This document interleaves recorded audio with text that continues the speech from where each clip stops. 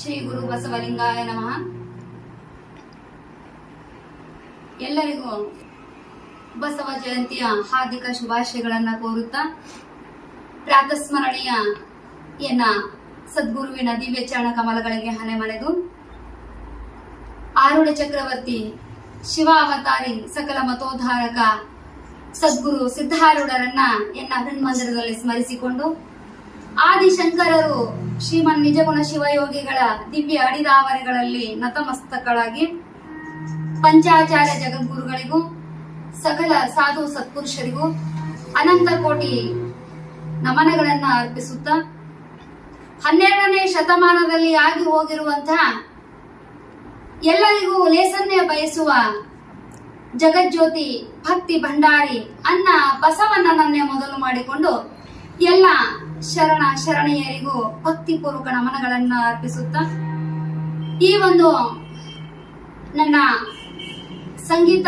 ಸೇವೆಯನ್ನ ಮಾಡ್ಲಿಕ್ಕೆ ನನ್ನ ಜೊತೆ ಸಾಥಿಯನ್ನಾಗಿರ್ತಕ್ಕಂಥ ನನ್ನ ಗುರುಗಳು ಆಗಿರುವಂತಹ ಶ್ರೀ PS ಕಟ್ಟಿಮನಿ ಗುರುಗಳೇ ಹಾಗೂ ಇನ್ನೋರ್ವರು ಪುಟ್ಟ ತಬಲಾ ವಾದಕ ಬಾಲಕ ಅನ್ವಿತ್ ಮಾಗುರಿ ಅವರೇ ಹಾಗೂ ಇನ್ನೋರ್ವರು ತಾಳ ಸಾಥಿಯನ್ನಿರ್ತಕ್ಕಂಥ ಹಿರಿಯರು ಆಗಿರುವಂತಹ ಶ್ರೀ ಪಂಡಿತ್ ಮದೀನವರವರೇ ಹಾಗೂ ಈ ಒಂದು ಸಭಾ ಮಂಟಪದಲ್ಲಿ ಸಮ್ಮಿಳಿತಗೊಂಡಿರುವಂತಹ ಎಲ್ಲ ನನ್ನ ಪೂಜನೀಯ ಶರಣ ತಂದೆ ತಾಯಿರು ಶರಣು ಶರಣಾರ್ಥಿಗಳು.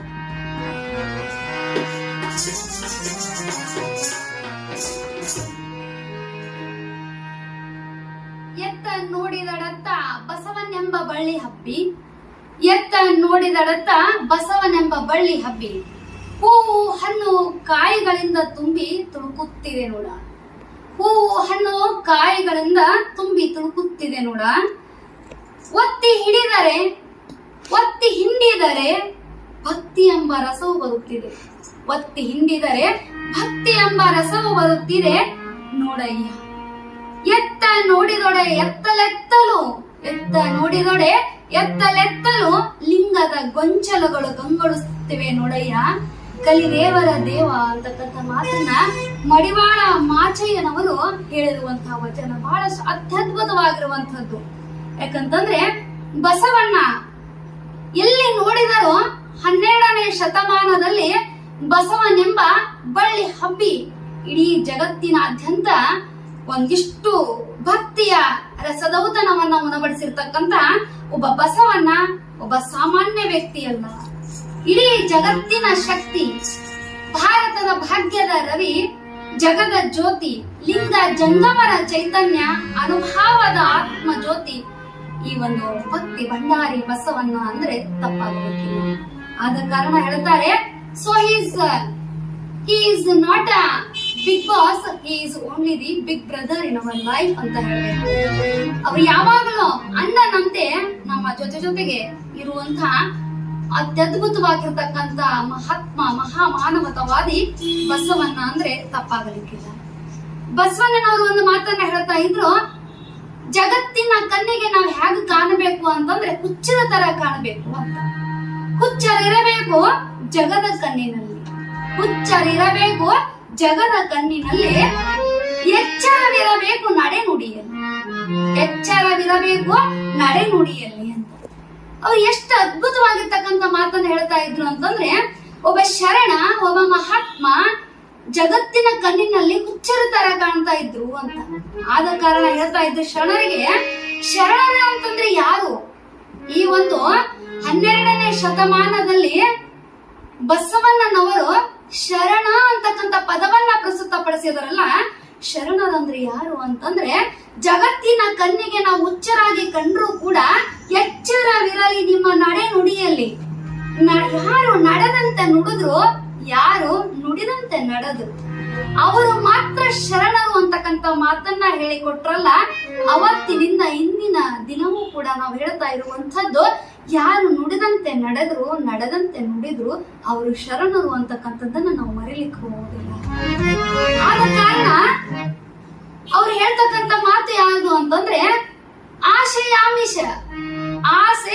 ಯಾಮಿಷ ತಾಮಸ ಹುಸಿ ವಿಷಯ ಕ್ಷುದ್ರ ಕ್ರೋಧ ಮಿಥ್ಯ ಇವೆಲ್ಲ ಕಳಿಸಯ್ಯ ಅಂತ ಹೇಳಿದ್ರು. ನೋಡಿ, ಈ ಆಸೆ, ದುರಾಸೆ, ಸಿಟ್ಟು, ಮೋಹ, ಕೋಪ, ತಾಪ ಇವೆಲ್ಲವುಗಳನ್ನ ನನ್ನ ನಾಲಿಗೆಯಿಂದ ಹೊಡೆದೋಡಿಸುತ್ತದೆ. ಯಾಕಂತಂದ್ರೆ ಅವು ನಿನ್ನ ಹತ್ರ ನನ್ನನ್ನ ಬರ್ಲಿಕ್ಕೆ ಬಿಡ್ತಾ ಇಲ್ಲ. ಅವು ನಿನ್ನ ಹತ್ರ ನನ್ನನ್ನ ಬರ್ಲಿಕ್ಕೆ ಬಿಡ್ತಾ ಇಲ್ಲ. ಆದ ಕಾರಣ ನನ್ನಿಂದ ಅವುಗಳೆಲ್ಲ ದೂರ ಸರಿಸಿದ್ದೇ ಆಗಿದ್ದರೆ ನಾನು ನಿಜವಾದ ನಿನ್ನ ಭಕ್ತನಾಗಿ ಕಾಣುತ್ತೇನೆ. ಆಗ ಮಾತ್ರ ನಿಜವಾದ ಶರಣನೆನ್ನಿಸಿಕೊಳ್ಳುತ್ತೇನೆ ಅಂತಕ್ಕಂಥ ಮಾತನ್ನ, ಬಹಳಷ್ಟು ಅತ್ಯದ್ಭುತವಾಗಿರ್ತಕ್ಕಂಥ ಮಾತನ್ನ ಬಸವಣ್ಣನವರು ಹೇಳಿಕೊಟ್ಟಿದ್ದಾರೆ. ಜಗತ್ತಲ್ಲಿ ಏನಾಗಿದೆ ಅಂತಂದ್ರೆ, ಎಲ್ಲ ಮನುಷ್ಯ ಏನಾಗಿದ್ದಾನೆ ಅಂತಂದ್ರೆ ಕಾಮ, ಕ್ರೋಧ, ಲೋಭ, ಮೋಹ, ಮದ, ಮತ್ಸರಗಳಲ್ಲಿ ಮುಳುಗಿ ಹೋಗ್ತಾ ಇದ್ದಾನೆ. ಷಡ್ ವರ್ಗಗಳಲ್ಲಿ ಮುಳುಗಿ ಹೋಗ್ತಾ ಇದ್ದಾನೆ. ಆದ ಕಾರಣ ಅವುಗಳೆಲ್ಲವನ್ನ ದೂರ ಸರಿಸಿದಾಗ ಮಾತ್ರ ನನಗೆ ನಿಜವಾಗಿರ್ತಕ್ಕಂಥ ಶರಣನೆನ್ನಿಸಿಕೊಳ್ತೀಯಾ ಅಂತಕ್ಕಂಥ ಮಾತನ್ನ ನಾವ್ ಯಾವಾಗಲೂ ನೆನಪಿನಲ್ಲಿ ಇಟ್ಕೊಳ್ಬೇಕು. ಯಾಕಂತಂದ್ರೆ ಬಸವನ ಜಯಂತಿ ದಿನ ಮಾತ್ರ ನಾವು ಅದನ್ನ ಆಚರಣೆ ಮಾಡಲಾರದೆ ನಿತ್ಯ ಜೀವನದಲ್ಲಿಯೂ ಕೂಡ ನಾವು ಶರಣರು ಅಂತಂದ್ರೆ ಈ ನಿಜವಾದ ರೂಪ ಯಾವಾಗ ಕಾಣಬೇಕು ಅಂತಂದ್ರೆ ನಾವ್ ಯಾವಾಗಲೂ ಶರಣರಾಗಬೇಕು ಅಂತ ನಮ್ಮಲ್ಲಿ ಯಾವಾಗಲೂ ಸಿಟ್ಟಿ ಇರ್ಕೊಂಡು, ದುರಾಸೆ ಇರ್ಕೊಂಡು ಅಂತಕ್ಕಂಥ ಮಾತು ನಮಗೆ ಅರ್ಥ ಆಗಬೇಕು ಅಂತ. ಆದ ಕಾರಣ ನಾವು ತಿಳಿದುಕೊಳ್ಬೇಕು, ಶರಣ ತತ್ವ ನಮ್ಮಲ್ಲಿ ಇರಬೇಕು. ಬಸವ ಬಸವ ಬಸವ ಬಸವ ಎನ್ನು ಅಂತ ಹೇಳ್ತಾರೆ. ಎಲ್ಲಿ ನೋಡಿಗಳಲ್ಲಿ ಬಸವನನ್ನೇ ಕಾಣತಕ್ಕಂಥ ಭಕ್ತಿ ಭಾವವನ್ನ ಶರಣರು ತುಂಬಿಕೊಳ್ಳಬೇಕು. ಆಗ ನಿಜವಾದ ಶರಣ ತತ್ವ ನಮ್ಮಲ್ಲಿ ಬೇರೂರುತ್ತದ ಅಂತಕ್ಕಂಥ ಮಾತನ್ನ ನಾವು ನೆನಪಿನಲ್ಲಿ ಇಟ್ಕೊಳ್ಬೇಕು. ಅದಕ್ಕಾಗಿ ಹೇಳ್ತಾರೆ, ಈ ಬಸವನ್ನ ಜಗಜ್ಯೋತಿ, ಭಕ್ತಿ ಭಂಡಾರಿ, ವಿಶ್ವಗುರು ಅಂತ ಕರೆದ್ರಲ್ಲ, ಅದು ನಿಜವಾಗ್ಲೂ ಬಹಳಷ್ಟು ಅತ್ಯದ್ಭುತವಾಗಿರ್ತಕ್ಕಂಥ ಪದ ಅಂತ ಹೇಳಿದ್ರು. ಎಲ್ಲರನ್ನ ಜಗಜ್ಯೋತಿ ಅಂತ ಕರೀಲಿಲ್ಲ, ಎಲ್ಲರನ್ನ ಭಕ್ತಿ ಭಂಡಾರಿ ಅಂತ ಕರೀಲಿಲ್ಲ. ಬಸವಣ್ಣನನ್ನ ಮಾತ್ರ ಯಾಕೆ ಕರೆದ್ರು ಅಂತಂದ್ರೆ, ಬಸವಣ್ಣನಲ್ಲಿ ಅಂತಹ ಮಾತೃ ಹೃದಯ ಜೊತೆಗೆ ಆತ್ಮ ಕಲ್ಯಾಣದ ಜೊತೆಗೆ ಸಾಮಾಜಿಕ ಕಲ್ಯಾಣವನ್ನ ಮಾಡಬೇಕು, ಸಮಾಜ ಕಲ್ಯಾಣವನ್ನ ಮಾಡಬೇಕು ಅನ್ನುವಂತ ಒಂದು ಮನಸ್ಥಿತಿ ಅವರಲ್ಲಿತ್ತು. ಆದ್ರೆ ಬಸವಣ್ಣನವರು ಭಕ್ತಿ ಭಂಡಾರಿ ಆದ್ರು. ಅವರು ಒಂದು ಮಾತನ್ನ ಹೇಳ್ತಾರೆ, ಬಸವ ಧರ್ಮ ಅಂದ್ರೆ ಯಾವುದು? ಬಸವ ಧರ್ಮ ಅಂತಂದ್ರೆ ಯಾರು ಅಂತಂದ್ರೆ ಯಾವುದು ಅಂತಂದ್ರೆ, ಯಾರಾದ್ರೂ ತಮ್ಮ ಹತ್ರ ಬಂದು ಕುಳಿತುಕೊಂಡಾಗ ಬಸವಣ್ಣನವರು ಹೇಳ್ತಾ ಇದ್ರಂತೆ, ಯಾವತ್ತಿಗೂ ನಿನ್ನ ಧರ್ಮವನ್ನ ನಾನು ಕೇಳುವುದಿಲ್ಲ, ನಿನ್ನ ಧರ್ಮವನ್ನ ತಿಳಿಲಿಕ್ಕೆ ನಾನು ಇಚ್ಛೆ ಪಡುವುದಿಲ್ಲ, ನಿನ್ನ ವಿಚಾರಗಳು ಏನು ಅನ್ನುವುದನ್ನ ನಾನು ತಿಳಿಲಿಕ್ಕೆ ಇಚ್ಛೆ ಪಡುವುದಿಲ್ಲ. ನನಗೆ ನಿನ್ನ ಧರ್ಮ, ನಿನ್ನ ವಿಚಾರಗಳು ಇಲ್ಲಿ ಮುಖ್ಯ ಅನಿಸುವುದಿಲ್ಲ. ಆದ್ರೆ ನನಗೆ ಏನು ಬೇಕು ಅಂತಂದ್ರೆ, ನೀನು ಯಾವುದಕ್ಕಾಗಿ ನನ್ನ ಹತ್ರ ಬಂದಿದೆಯಿಲ್ಲ, ನಿನ್ನ ಸಂಕಟ, ನಿನ್ನ ನೋವು, ನಿನ್ನ ದುಃಖ, ಅದು ಯಾವುದಿದೆಯಲ್ಲ ಅದನ್ನ ಪರಿಹಾರ ಮಾಡಿಕೊಡುವುದು ಮಾತ್ರ ನನ್ನ ಕೆಲಸ. ಆದ ಕಾರಣ ನನ್ನ ಬಸವ ಧರ್ಮ, ನಮ್ಮ ಬಸವ ತತ್ವ ಏನು ಹೇಳುತ್ತೆ ಅಂತಂದ್ರೆ, ಯಾವ ಧರ್ಮ ಯಾವ ವ್ಯಕ್ತಿಯಲ್ಲಿರ್ತಕ್ಕಂಥ ಸಂಕಟವನ್ನ ದೂರ ಮಾಡುತ್ತೋ, ಯಾರ ನೋವನ್ನ ದೂರ ಮಾಡುತ್ತೋ, ಅದು ಬಸವ ತತ್ವ ಆಗುತ್ತದೆ, ಅದು ಬಸವ ಧರ್ಮ ಆಗುತ್ತದೆ ಅನ್ನುವಂಥದ್ದನ್ನ ಬಸವಣ್ಣನವರು ತೋರಿಸಿಕೊಟ್ರು. ಯಾಕಂತಂದ್ರೆ ನಾವು ನೆನಪಿನಲ್ಲಿ ಇಟ್ಟುಕೊಳ್ಬೇಕು, ಬಸವಣ್ಣನವರು ಪ್ರತಿಯೊಬ್ಬರಿಗೂ ಹೇಳಿದ್ರಂತೆ, ಗೀತ ಬಲ್ಲವ ಜಾನನಲ್ಲ, ಮಾತ ಬಲ್ಲಾತ ಜಾನನಲ್ಲ. ಗೀತ ಬಲ್ಲಾತ ಜಾನನಲ್ಲ, ಮಾತು ಬಲ್ಲಾತ ಜಾನನಲ್ಲ. ಜಾನನು ಜಾನನು ಜಾನನು ಆತ ಜಾನನು. ಯಾರು ಜಾನರು ಅಂತಂದ್ರೆ, ಲಿಂಗ ನಂಬಿದ ನೆರೆದಾತನೇ ಜಾನರು.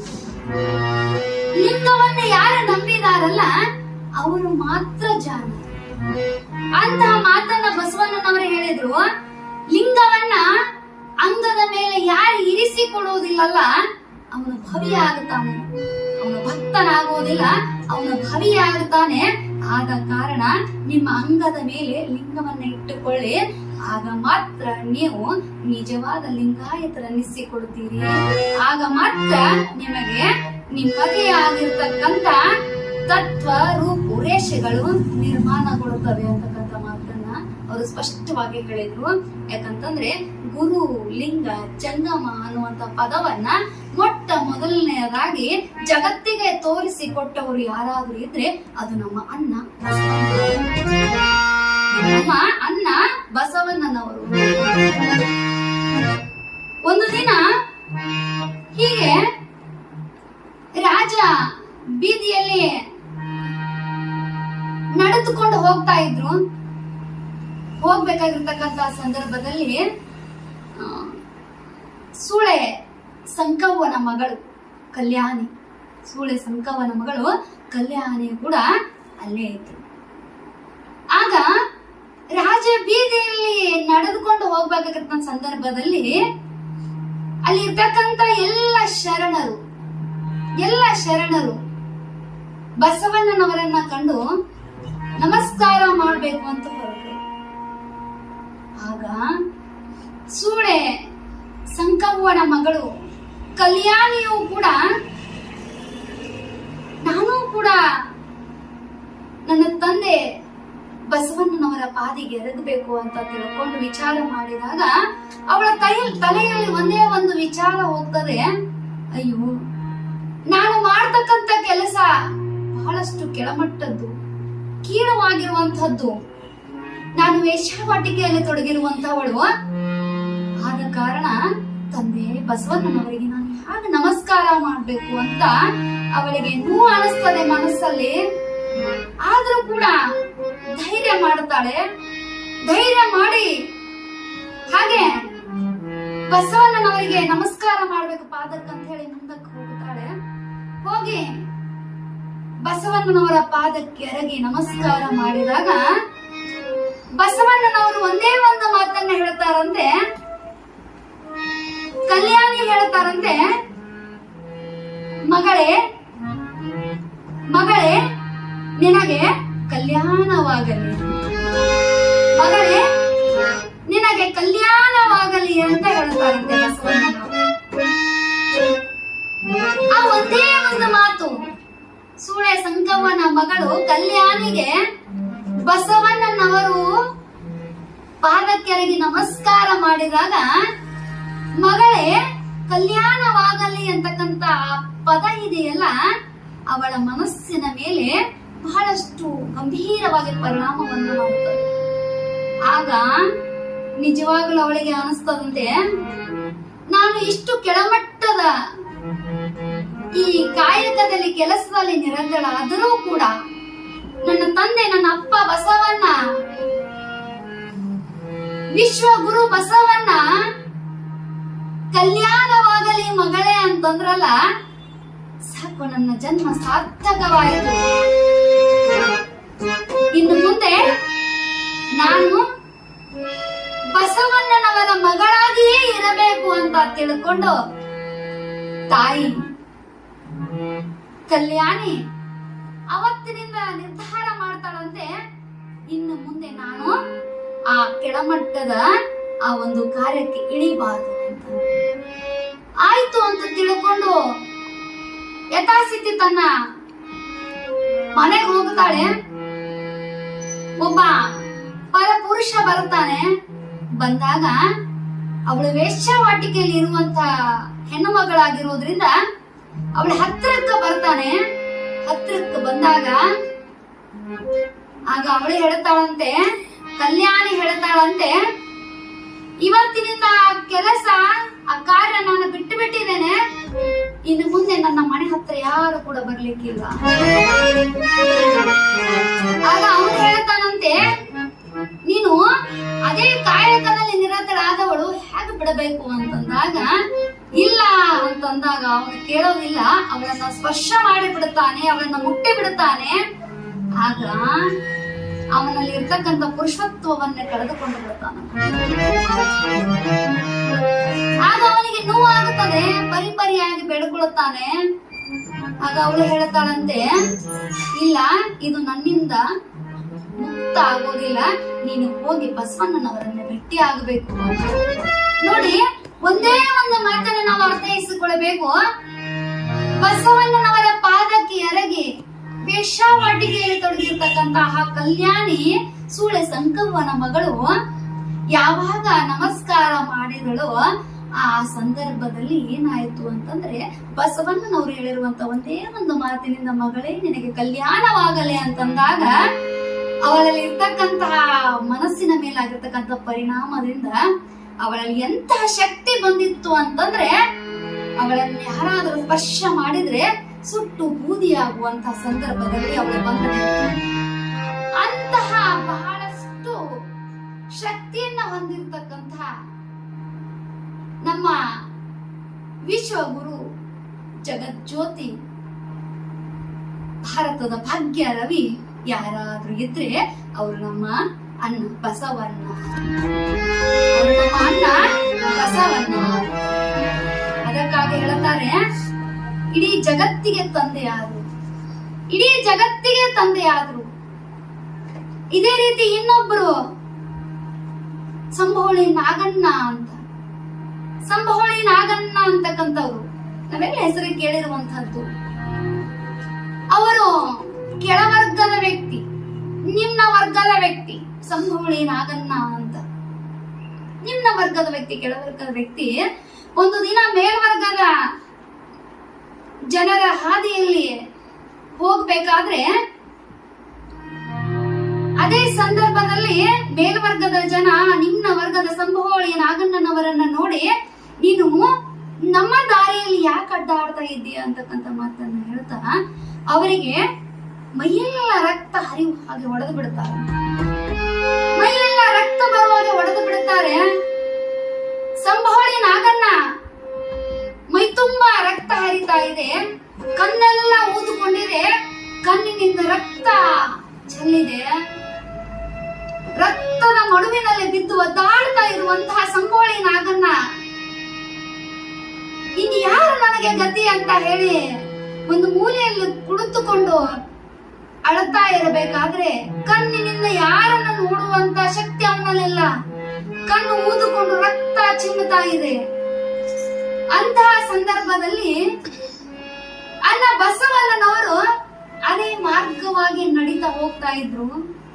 ಆಗ ಸಂಭೋಳಿ ನಾಗಣ್ಣವರ ನೋಡಿ ಅವರ ಮನಸ್ಸು ಕಲಿತು ಬಿಡ್ತು, ನೋವಾಯ್ತು. ಆಗ ಓಡೋಡ್ತಾ ಬಸವಣ್ಣನವರು ಬಂದು ಸಂಭೋಳಿ ನಾಗಣ್ಣನವರನ್ನ ಕೈ ಹಿಡಿದು ಎಬ್ಬಿಸ್ಲಿಕ್ಕೆ ಹೋಗುತ್ತಾರಂತೆ. ಆಗ ಸಂಭೋಳಿ ನಾಗಣ್ಣನವರು ಆ ಕೈ ಹಿಡಿದ ತಕ್ಷಣ, ಅವ್ರ ಸ್ಪರ್ಶ ಆದ ತಕ್ಷಣ ಯಪ್ಪ ಅಣ್ಣ ಬಸವಣ್ಣ ಅಂತಾರಂತೆ. ಆಗ ಬಸವಣ್ಣನವರು ಕೇಳ್ತಾರಂತೆ ಸಂಭೋಳಿ ನಾಗಣ್ಣನ್ನ, ಅಲ್ಲ ರಕ್ತದ ಮಡುವಿನಲ್ಲಿ ಬಿದ್ದು ಒದ್ದಾಡ್ತಾ ಇದ್ದೀಯಾ, ಕಣ್ಣು ಕಾಣ್ತಾ ಇಲ್ಲ, ಕಣ್ಣಿಂದ ರಕ್ತ ಹರಿತಾ ಇದೆ, ಕಣ್ಣು ತಗಿಲಿಕ್ಕೂ ಕೂಡ ನಿನಗ ಬರ್ತಾ ಇಲ್ಲ. ಹಾಗಾದ್ರೆ ನಿನ್ನ ಕೈ ಹಿಡಿದಿರ್ತಕ್ಕಂತ ವ್ಯಕ್ತಿ ಬಸವಣ್ಣ ಅಂತ ನಿನಗೆ ಹೆಂಗ ಗೊತ್ತಾಯಿತು ಅಂತ. ಆಗ ಸಂಭೋಳಿ ನಾಗಣ್ಣ ಹೇಳ್ತಾನಂತೆ, ಏನಿಲ್ಲ, ಈ ಜಗತ್ತಲ್ಲಿ ಬಿದ್ದವರನ್ನ ಎಬ್ಬಿಸಿ ಮೇಲಕ್ಕೆ ಎತ್ತುವಂತ ಕೆಲಸ ಯಾರಾದ್ರೂ ಮಾಡುವವರಿದ್ರೆ ಅದು ನನ್ನ ಅಣ್ಣ ಬಸವಣ್ಣ ಮಾತ್ರ ಅಂತಕ್ಕಂಥ ಮಾತನ್ನ ಸಂಭೋಳಿ ನಾಗಣ್ಣ ಹೇಳ್ತಾನಲ್ಲ. ಆಗ ಬಸವಣ್ಣನ ಕಣ್ಣು ನೀರನ್ನ ತುಂಬಿಕೊಂಡಿರ್ತಲ್ಲ. ಎಂಥ ಮಾತು! ಇಡೀ ಜಗತ್ತಲ್ಲಿ ಬಿದ್ದವರನ್ನ ಎಬ್ಬಿಸಿ ಮೇಲಕ್ಕೆ ಎತ್ತಿ ಮುಂದುವರಿಯುವಂತೆ ಅವರಿಗೆ ಬಹಳಷ್ಟು ಆತ್ಮಬಲವನ್ನ ತುಂಬಿರ್ತಕ್ಕಂತ ವ್ಯಕ್ತಿ ಜಗತ್ತಲ್ಲಿ ಯಾರಾದ್ರೂ ಆಗಿ ಹೋಗಿದ್ರೆ ಅದು ನಮ್ಮ ಮಹಾಮಾನವತಾವಾದಿ ವಿಶ್ವಗುರು ಅಣ್ಣ ಬಸವಣ್ಣ ಅಂದ್ರೆ ತಪ್ಪಾಗ್ಲಿಕ್ಕಿಲ್ಲ. ಆದ ಕಾರಣ ಇಡೀ ಜಗತ್ತಿಗೆ ತಂದೆಯಾದ್ರು, ಇಡೀ ಜಗತ್ತಿಗೆ ತಾಯಿಯಾದ್ರು. ಆದ ಕಾರಣ ನಮಗೆ ಎಲ್ಲರಿಗೂ ಗೊತ್ತಿರಬೇಕು, ತಂದೆಯೇ ಅವರು, ತಾಯಿಯೇ ಅವರು ಅಂತಕ್ಕಂಥ ಮಾತು.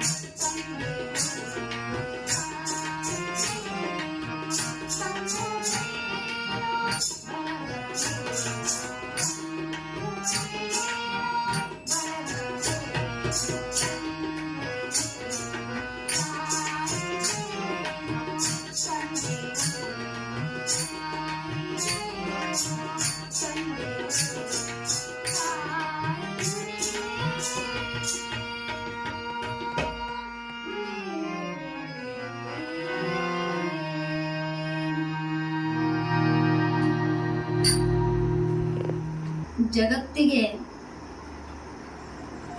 ಎಲ್ಲರನ್ನ ಎತ್ತಿ ಮೇಲಕ್ಕಿಡಿದು ಬಹಳಷ್ಟು ಪ್ರೀತಿಯಿಂದ ಅವರಿಗೆ ದಯವೇ ಧರ್ಮದ ಮೂಲವಯ್ಯ ಅಂತಕ್ಕಂಥ ಮಾತನ್ನ ಹೇಳಿ ಪ್ರತಿಯೊಬ್ಬರಲ್ಲಿಯೂ ಮಾನವೀಯ ಮೌಲ್ಯಗಳನ್ನ ತುಂಬಿ ಇಡೀ ಜಗತ್ತಿಗೆ ತಂದೆ ತಾಯಿ ಬಂಧು ಬಳಗ ಎಲ್ಲವೂ ನೀನೆ ಅಂತಕ್ಕಂಥ ಮಾತನ್ನ ತೋರಿಸಿಕೊಟ್ರು. ಇಲ್ಲಿ ಯಾರು ಮೇಲಲ್ಲ, ಇಲ್ಲಿ ಯಾರು ಕೀಳಲ್ಲ, ಎಲ್ಲರೂ ಸಮಾನರು. 12ನೇ ಶತಮಾನದಲ್ಲಿ ಅಣ್ಣ ಬಸವಣ್ಣ ಜಗಜ್ಯೋತಿ ಭಕ್ತಿ ಭಂಡಾರಿ ವಿಶ್ವಗುರು ಬಸವಣ್ಣ ಅನುಭವ ಮಂಟಪವನ್ನ ಕಟ್ಟಿಸಿಕೊಟ್ರು. This is the first parliament in our world ಅಂತ ಹೇಳ್ತಾರೆ. ಇಡೀ ಜಗತ್ತಲ್ಲಿ ಮೊಟ್ಟ ಮೊದಲ ಒಂದು ಅನುಭವ ಮಂಟಪವನ್ನ ಕಟ್ಟಿ ಅನುಭವ ಮಂಟಪದಲ್ಲಿ ಎಲ್ಲರೂ ಸಮಾನರು, ಗಂಡು ಹೆಣ್ಣೆ ಜಾತಿ ಭೇದವಿಲ್ಲ, ಲಿಂಗ ಭೇದವಿಲ್ಲ, ನೀವು ಮೇಲು ನೀವು ಕೀಳು ಅಂತಕ್ಕಂಥ ಮಾತು ಅಲ್ಲಿ ಇಲ್ಲವೇ ಇಲ್ಲ. ಎಲ್ಲರೂ ಸಮಾನರು. ಲಿಂಗವನ್ನ ಧರಿಸಿದವರು ಎಲ್ಲರೂ ಲಿಂಗಾಯತರೆ ಅಂತಕ್ಕಂಥ ಮಾತನ್ನ ಸ್ಪಷ್ಟವಾಗಿ ಅವರು ಹೇಳಿಕೊಟ್ರು. ಆ ಅನುಭವ ಮಂಟಪ ಅರಿವಿನ ಮನೆ ಅಷ್ಟೇ ಆಗದೆ ಅದು ಬದುಕಿನ ಒಂದು ಕಾರ್ಯಾಗಾರವಾಯಿತು. ಒಂದು ವರ್ಕ್ಶಾಪ್ ಅಂತ ಹೇಳ್ತೇವೆ ನಾವು, ವರ್ಕ್ಶಾಪ್. ನಿಜವಾಗಲೂ ಒಂದು ಬದುಕಿನ ಕಾರ್ಯಾಗಾರವಾಗಿ ಅದು ಬದಲಾವಣೆ ಆಯಿತು. ಅಲ್ಲಿ ಪ್ರತಿಯೊಂದು ದಿನ, ಪ್ರತಿಯೊಂದು ಕ್ಷಣ, ಪ್ರತಿಯೊಬ್ಬ ಶರಣೆಯರು ತಮ್ಮದೇ ಆಗಿರ್ತಕ್ಕಂತ ನುಡಿಗಳನ್ನ ಪ್ರಸ್ತುತಪಡಿಸಿದ್ರು, ತಮ್ಮದೇ ಆಗಿರ್ತಕ್ಕಂತ ಮಾತುಗಳನ್ನ ಹೇಳಿದರು. ಅವೇ ಇವತ್ತಿನ ದಿನ ವಚನಗಳಾಗಿ ಬದಲಾವಣೆಯಾಗಿವೆ. ಅನುಭಾವಿಗಳು ಕೂಡಿ ಅನುಭವದ ಅಡಿಗೆಯ ಮಾಡಿ, ಅನುಭಾವಿಗಳು ಕೂಡಿ ಅನುಭವದ ಅಡಿಗೆಯ ಮಾಡಿ ನಮಗೆಲ್ಲ ಇವತ್ತು ಊಟ ಮಾಡ್ಲಿಕ್ಕೆ, ಉಣಲಿಕ್ಕೆ ತಯಾರು ಮಾಡಿಕೊಟ್ಟಿರುವಂತಹ ಆ ಮಾತುಗಳೇ ಇವತ್ತು ವಚನಗಳಾಗಿವೆ. ಎಲ್ಲ ವಚನ ಅಂತಂದ್ರೆ ಸಾಮಾನ್ಯವಾದ ಪದವಲ್ಲ. ವಚನ ಅಂತಂದ್ರೆ ಅದು ಪ್ರಮಾಣ. ವಚನ ಎನ್ನುವಂಥದ್ದು ಪ್ರಮಾಣ. ಪ್ರಮಾಣ ಅಂತಂದ್ರೆ ಹೇಳ್ತಾರಲ್ಲ, ಕೈ ಮೇಲೆ ಕೈ ಹಾಕಿ ಹೇಳುತ್ತಾರೆ, ತಲೆ ಮುಟ್ಟಿ ಹೇಳುತ್ತಾರೆ, ಭೂತಾಯಿಯ ಮೇಲೆ ಆಣೆ ಮಾಡ್ತಾರೆ, ಗಂಡನ ಮೇಲೆ ಹೆಂಡತಿಯ ಮೇಲೆ ಪ್ರಮಾಣ ಮಾಡುವಂಥದ್ದು ಇದೆಯಲ್ಲ, ಇದು ಸತ್ಯ ಶುದ್ಧವಾಗಿರುವಂಥದ್ದು ಅಂತ.